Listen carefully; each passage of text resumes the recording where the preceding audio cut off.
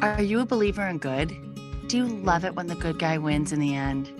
Then Charity Matters is just the place for you where modern day heroes overcome incredible obstacles to save the day with their amazing work.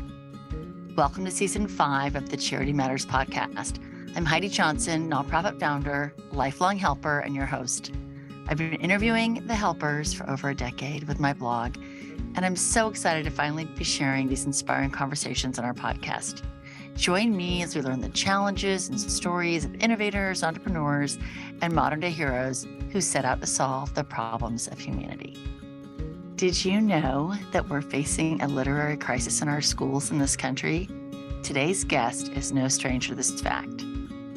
Rina Madhani, the founder of Lighthouse, is on a mission to end this crisis and teach children the joys of reading. I'm so excited to share her incredible journey and our amazing conversation. You're not going to want to miss it. I'm so excited. Today, our guest is Rina Madhani, founder of the Lighthouse, and we are so excited to have her here to learn about the incredible work she's doing in New York City and the Bronx with children. So, Rina, welcome. Thank you so much for having me. I'm so excited to be able to share more about the work that we're doing in the community. We are so excited to learn about it. So why don't we just dive right in, and why don't you tell us a little bit about what it is that Lighthouse does? Absolutely. So Lighthouse is committed to addressing the literacy crisis within our community. And the reality is that thousands of students are growing up illiterate in our city, our state, and our nation. And zooming into the Bronx in particular, which is one of the poorest congressional districts in the entire country, 70% of students are still reading below grade level. And so what Lighthouse does is we build robust home libraries with brand new multicultural books. We host nationally recognized award-winning BIPOC authors and artists so that students can see the process of creating a story. And we also rehabilitate abandoned, defunct library spaces within Title I public schools and convert them into full-time literacy centers where we provide high-quality literacy programming and a safe space for students to gather during the day, after school, and throughout the summer. Wow, that is fantastic. I love that. Mm-hmm. I absolutely love that. I have a son who's now much older, 25, but he struggled learning to read.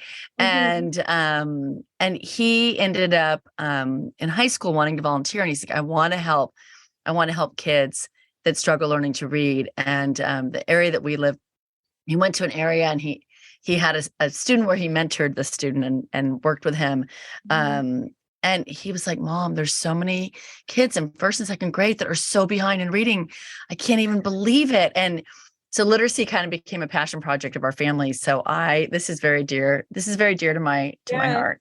Absolutely. So and I would say that I became a reader through my school librarian. I'm a product of the public school system in Chicago. And it was a school librarian that really helped me embrace reading. And I attribute a lot of the success that I've experienced in my life to that very woman. And she's really helped inspire the trajectory that I ultimately decided to pursue. I love that. Well, I do think people think one person can't make a difference, but I know how much it meant to Henry to have this little boy that he was responsible for 2 days a week after school. And I remember he was a quarterback on the football team, and his coach said, if you miss practice, you aren't going to start. And he said, well, I've made a commitment to this little boy and I'm choosing him. I committed to him. I can't. And then he's like, you committed to the team. And anyway, ultimately Henry took care of this little boy. And it was a huge thing for him. And I just think I think we all have the power to mentor someone. But let's talk about you and about this journey, because I'm willing to take a gander. So you grew up in Chicago. I'm willing to bet that when you were a little girl, you did not say, when I grow up, I'm going to be a nonprofit founder. You probably said, when I grow up, I'm going to be what? What did you want to do when you grew up?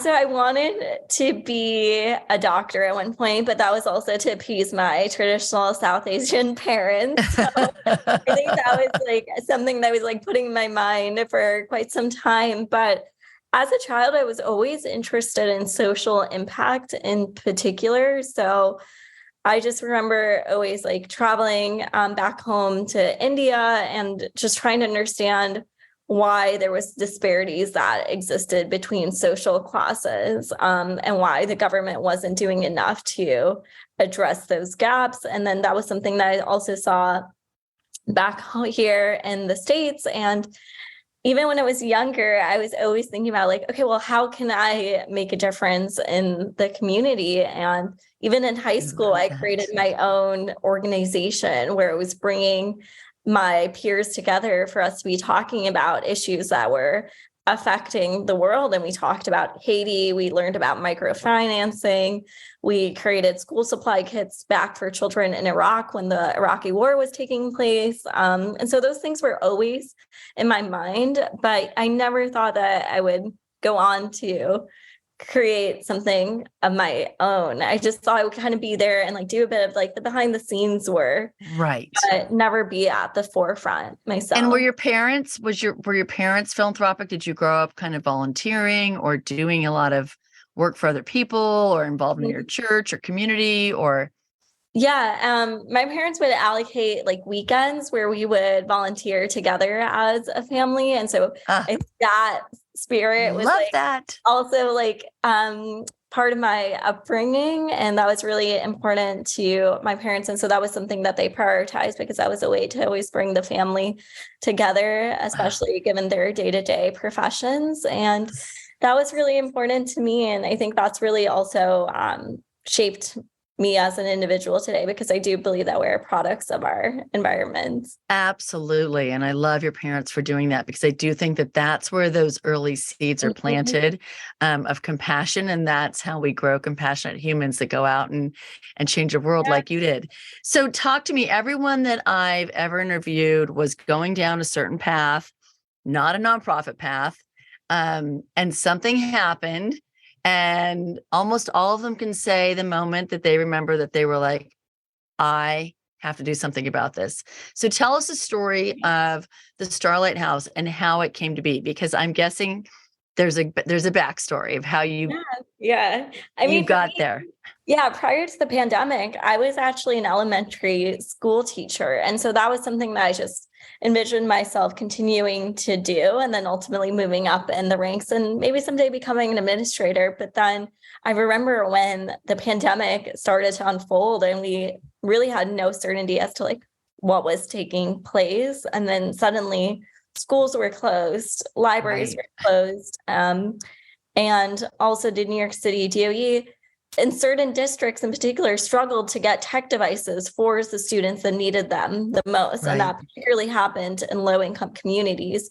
And so I was in the Bronx, and a lot of my students and their families were reaching out to me, asking me for additional materials, resources. And I spoke to one of my students' parents, and she was just like, I don't want him to continue to fall further behind. And I'm particularly worried about his reading ability. And so that phone call inspired me to get this Start Lighthouse off the ground and plant the seeds of this idea. And Start Lighthouse really began with just a modest goal of getting 500 brand new multicultural books in the hands of students, creating learning materials, resources that they could leverage while they were back at home. And I started to mobilize individuals within my network. I was cold emailing publishers, reaching out to elected officials, talking to community members, inquiring about which schools were operating as meal distribution sites. So where were students and families gathering daily for hot meals? And that's really how it started. It was me with literacy. A modest goal of 500 books. I wouldn't call that modest, Rina. I mean, today we have delivered over 23,000 brand new multicultural books. And I'm proud to say that I've touched every single book that we have now delivered. It's been in my hands before it's gone to a child in their home library. But that's really what got us started. It was a phone call that I had with one of my students' parents, and I realized that I have a call to answer for not only my students, but for the community. So talk to me, and first of all, and bravo for you, because I say this all the time, but we all live in a world where we see problems. We all walk by a homeless person. We all see trash on the ground. We all see someone who's struggling, but not everybody stops and helps and does something. And not only helps, but helps to solve it in a big way, like what you're doing. So, first and foremost, bravo for you for doing that. And Yeah. every nonprofit founder says, "Oh no, it wasn't me. It was just a little idea. I just wanted to help one person." But that's how it starts, right? That's So really yeah, that's how, I mean, and I just think it's what makes this country so fantastic too, is seeing people help and step up in their communities. But let's talk about the challenges before we get to the impact, because it's not easy. And I'm guessing when you started getting just getting books, I don't mean to play that down. You weren't thinking about creating a nonprofit organization. You weren't thinking about starting a business that relies on the kindness of others and fundraising. You had a job and you were trying to kind of support that role. So talk to me about when you decided it needed to be a nonprofit, and then some of the challenges that have come with that. Yeah, absolutely. I think I realized that I would say 2 months into Start Lighthouse being off the ground, that this needed to really we needed to formalize our operations and incorporate ourselves as a 501(c)(3), because there was just greater demand for the work that we were doing. And I wanted to ensure that we had our ducks in a row before we continued to reach out to more schools and expand our services to more students and their families. And I think the most challenging part has been around fundraising. And always, by the way, that's unanimously the number one winning answer. Around diversifying our revenue streams too, in terms of ensuring that we don't fall into a cash flow problem. And so I guess early on, I didn't realize how to actually go about fundraising, because I had never formally pitched my organization. I didn't have a theory of change model or a logic model in place. So I didn't know how to actually go around and raise money for the work that I was doing. I just thought that I would just be going to schools and just giving our services and products just for free as they needed that. And then I realized that's not going to be sustainable for us as an organization. So that's where I had to pivot a bit and really think intentionally around how the organization was going to develop. And a lot of the work has really entailed around relationship building and cultivating a community-based approach. So involving not only administrators, superintendents, but also elected officials, community members, families in the work that we do. And that's really been a key aspect of it, because those are the folks that can really help mobilize resources and funding for the organization as well. And I think when people think about nonprofits, I mean, I say this all the time, but I think when the world hears nonprofit, or the world hears charity, or at least in this country, when they hear charity or nonprofit, they think, oh God, someone's coming for my wallet. I mean, they just think someone's coming for me. They don't think, the first thing I think that they should think when people hear philanthropy or nonprofit is they should hear community. Because what nonprofit founders do is they create connection and community. And that community is a beautiful and valuable thing. Fundraising is a byproduct of the community, but what we really are community builders. I mean, that's what a nonprofit founder does, is they create this beautiful connection and tapestry between all of these groups and bring them together. And it's a gift. It's a gift. And I don't think, none of us start out thinking, when we go down this path to start nonprofits, I certainly didn't when I started one in 2003, of community. I just thought, who do I know? How am I going to get the resources? How am I going to solve this problem? What do I need to do to solve the problem? But ultimately, what we do is we create this beautiful tapestry of community. And it's not easy. It's a lot of time that goes into it. Yeah, So and I think especially go when ahead. we're taking on something as deeply systemic as literacy, it's not going to be solved in one sitting. It's not going to be solved overnight. This is something that has existed in our education system for decades now. Forever. And so that's why Right. we really have to work closely together to be able to take this head on. Absolutely. Absolutely. I've spent a decade in Watts in South Central in Los Mhm. Angeles. It's our version of the Bronx, Yeah. with the Cristo Rey schools. And our kids were always behind. I mean, they'd show up in high school with a fifth grade, reading level. And this is not a problem that gets solved in a day. It's like you said, it's been a long-standing issue. But talk to me about what fuels you to keep doing this work. I have to say, I use the analogy all the time that the Yeah. bucket is heavy. We still have, you still have laundry, you still have bills, you still have a life, you have all these things you're doing, but you are carrying the backs of children Mhm. that you think about every day, every night. You go to bed and think, I didn't do enough, I didn't help enough, I needed to do more today. I have so many more people I have to take care of. I have to do this, and this. When that bucket feels so heavy, what fuels you to kind of keep going? What do those moments look like?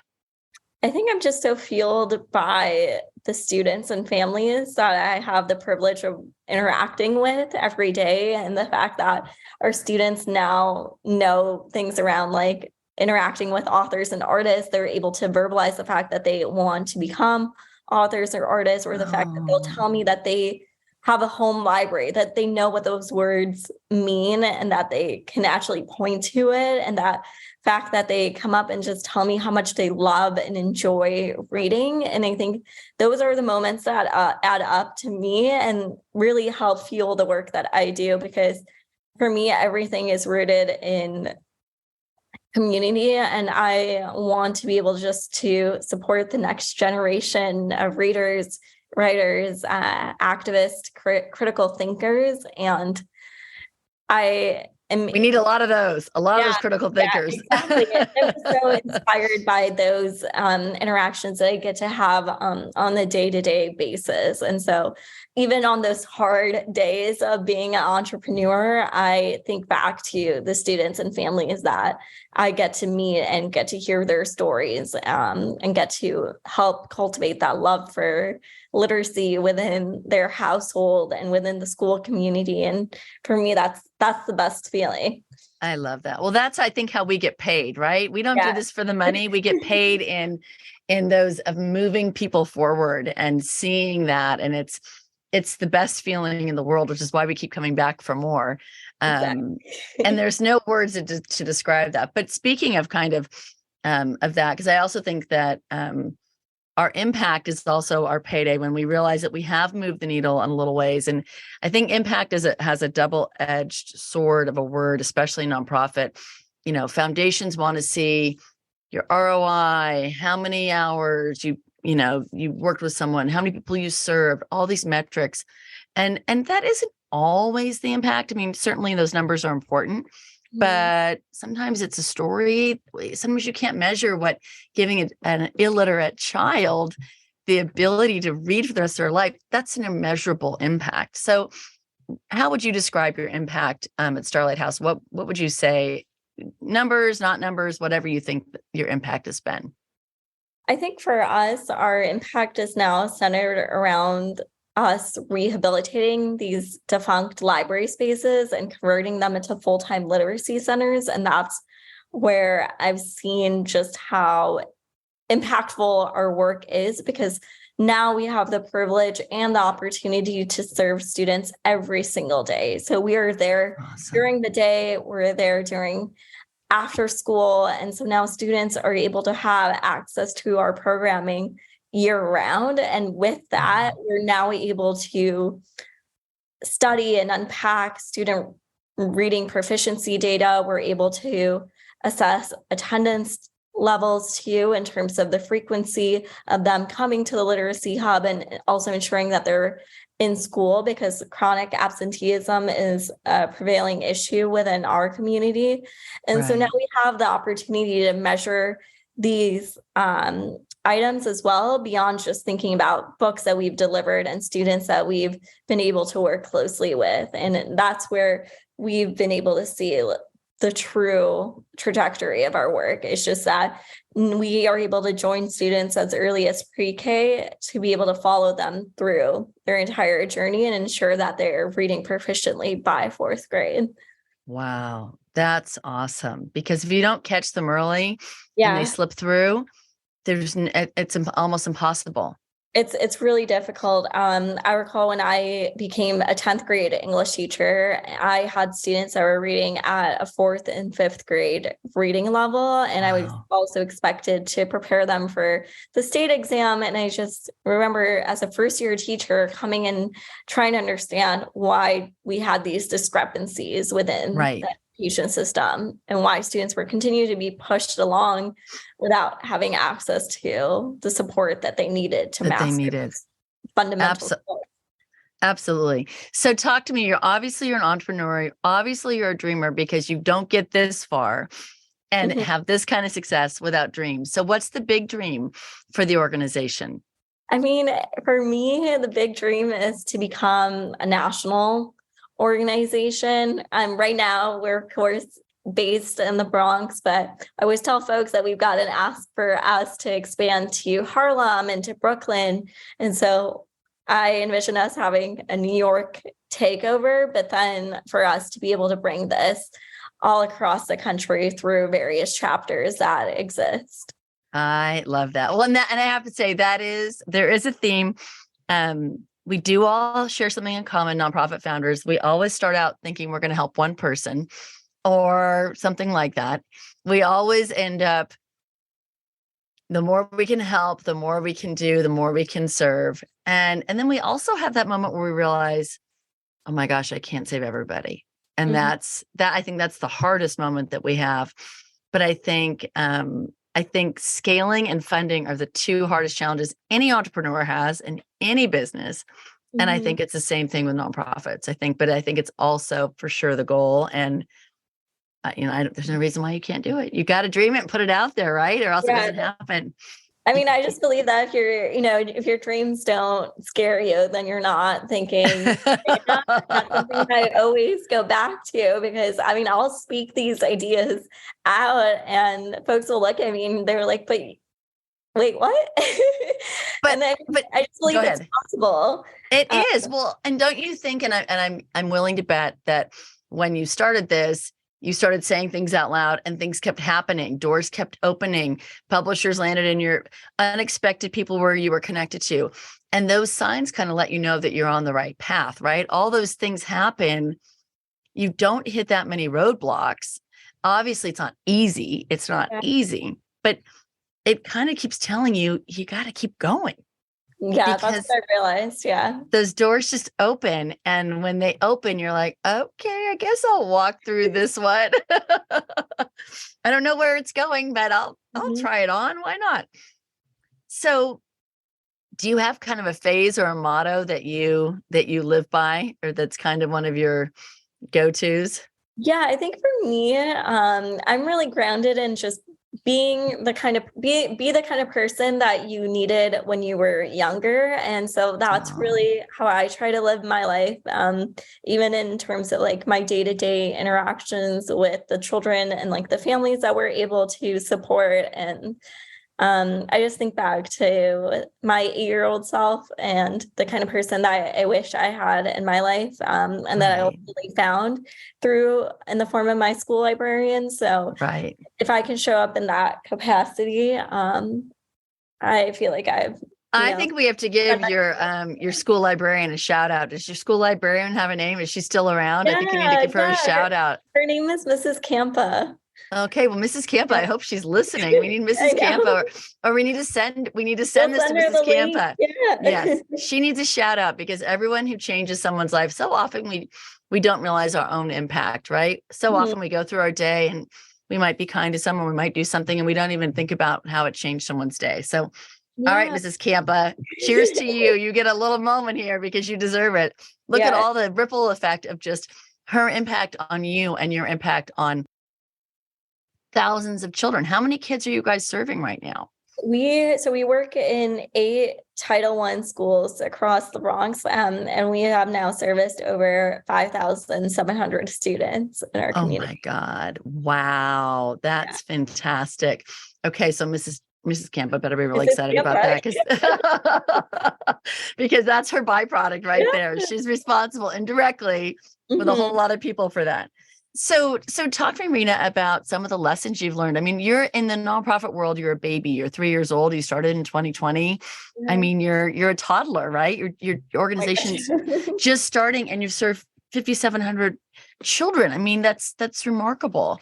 So talk to me about some of the lessons you've learned in this journey the last 3 years. I think for me, the biggest thing has been around putting myself out there. And even if I do receive a no, that's absolutely fine, because I will find someone else that will also want to champion our cause, and not to get too derailed by that, because of course I received my own fair share of rejections along the way. Even when I submit a grant proposal, maybe we're not the right fit right now, but who's to say it won't come back again later? Right. And that's something that we could pursue when we're maybe a bit more developed. And so I think for me, that's been the biggest thing, is just not letting that derail me too much, and just to keep going, and really just to find your champions. Like, once you've identified folks that truly believe in you and believe in the vision, hold on to those people, because those are the relationships that will continue to carry you forward. For me, one of my champions is Principal Danielle Keene, and that is where we've established our inaugural literacy hub at. And that relationship began just through a cold email that I had sent her during the pandemic, asking if her school is a meal distribution site, and can I team up with you to bring literacy toolkits to your students and their families. And we would just be outside of the school with just a small table, and families and students would come, and we would be giving out materials. And now I have a permanent home within her school building. So it's people like that you have to hold on to. And since she's been such a tremendous advocate for our work, and she's witnessed the impact that's had on her student community, she has openly endorsed us to her colleagues, and that's led us to expanding to 8 schools across the community. And so it's folks like that will show up for you, and you have to hold them close, because those are the people that will always carry you forward. Absolutely. Oh my gosh. You may be a toddler in the nonprofit space, but you are going far, my friend, because that is literally like just kind of one of the secrets to success, right? And also, I think that when people talk about entrepreneurs that are successful, they're the ones that there's a phrase, and I'm not going to say it right, but it's basically, it's the most resilient. It's the one that can be told no 1,000 times and keep going back. And when we're fighting for other people, I don't want to say it's easier, but it's easy. It's not like we're selling office equipment or something, right? We're trying to help people. And I think most people really do want to help. They just don't know how or where to start, or they haven't been asked, or they haven't found the right place that says, oh, wow, like that really, means a lot to me. I would love to get behind that. Exactly. And sometimes they just don't know that we exist. And so that's why I'm always keen on sharing my work, sharing my story, and explaining the why as to why I do this work. It's so important. The work is so important. So how have you changed? Do you think you've changed in the last couple of years? And this journey's changed you at all? Yeah, I think I've evolved tremendously since I've, stepped into the shoes of becoming an entrepreneur. I feel so much more confident in terms of my ability to be in a room full of strangers and to be able to advocate for myself and just to speak up. I think that when I was younger, I used to just always have such a hard time doing that. I was like so much more introverted, and I always thought that like speaking out wasn't like the best way to like go about things. And now I have no problem doing that. And I think I've just become so much more like sure of who I am today. And I'm just so grateful because this journey has allowed me to really step out of my comfort zone and have conversations with individuals I never envisioned myself having a chat with before, but that I have the opportunity to share my story. And it's just reminded me that I also have something to say. And that's absolutely. Oh my gosh. Well, your story is amazing, and teachers already are amazing and are angels on earth, in my opinion. So you already had wings, but now you're flying and doing just beautiful, incredible work and serving thousands of kids in need who are going to go out and they're going to talk about how you and your program changed their lives. So I'm so grateful. And I think everyone listening is going to want to know, how can they support you? How can they follow you? What do you need? How can they get involved regardless of where they live? So give us some ways we can support you. So you can get connected with us directly on our website, www.startlighthouse.org. And we're always looking for volunteers to contribute their time, whether you're based in New York City and you want to join us in person, or even if you're based across the country and want to support us remotely. We're always looking for support around fundraising, marketing, comms in particular. And you can also help sponsor a child's home library by making a monthly reoccurring donation directly through our website as well. Love that. I love that. And what about your social media? Can we find you on Instagram and all that good stuff? Where can we find you? We're on Instagram, Twitter, Facebook, LinkedIn, and you can follow us at Start Lighthouse. Perfect. I love that. Rina, you are a bright light, and thank you for all you're doing for these kids. Thank you for sharing your story. We are so excited to support you, and I just can't wait to see where you're going to next, because I have a feeling there's some big things ahead for Starlight House. So thank you for having me. I really enjoyed our conversation, and I cannot wait to share the link to this podcast with my school librarian. Yay, I can't either. Thank you so much, Rina. Thank you for listening to this week's episode of the Charity Matters podcast. I so enjoyed talking to our guest, Rina Madhani, about what it takes to start a business that truly changes people's lives. I think her comment about finding your champions was so inspiring and true. To learn more about modern-day heroes like Rina, or if you'd like to reach out to us, visit us at charity-matters.com. or connect with us on Instagram at Charity Matters. If you enjoyed our conversation, we would love it if you shared it with your family and friends. And please don't forget to subscribe and leave us a review.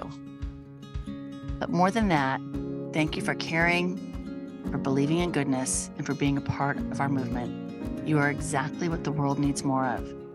Remember that together we can make a difference, one small act of kindness at a time. Charity Matters. See you next time.